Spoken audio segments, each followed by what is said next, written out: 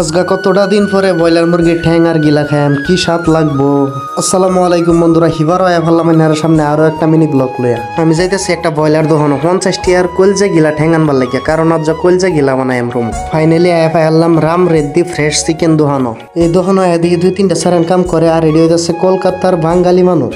বাদে আমি এই বাইডারে কইলাম 50টি আর কলজা গিলা ঠ্যাং 3 অর্ডার দেও। বাদে কলজা আর গিলা আগে দিলছিন হগলে ঠ্যাং দিয়ে এনে দিচ্ছে। তারপরে এডি লইয়া হাইরে বাইরে ভাবলাম রুম যাইবার লাগিয়া রুম হাইরে বেকি ঠ্যাং এক লগে ডাইলা দিলাম, ঠ্যাং দিয়ে ডাইলা দেয় হাইরে বাদে কলজা গিলা ডি ডাইলা দিলাম, ডাইলা দেয় হাইরে সুন্দর করে কেসলায় ধুয়ে লইলাম, ধুয়ে হাইরে গ্যাস আগুন জ্বলায় হাইরে সিদ্ধ করবার লাগে বয়া দিলাম। সিদ্ধ প্রায় হয়ে গেছে, এর মধ্যে মাগরিবের আজান হয়ে গেছে। তে ভাবলাম নামাজটা পড়াই, তারপরে শার্টটা চেঞ্জ করে বাইরে ভাবলাম আগে যে শার্টটা পিন্দন আসিন এটা একবারই পাতলা আসিন। নামাজ পড়ে রুম হাইরে রান্দা স্টার্ট করে দিলাম। ফার্স্টে দিয়ে দিলাম পেঁয়াজটা সুন্দর করে লাড়ায় সারে হাইরে একটু ফুরা ফুরা করে বাজ্যা লইলাম।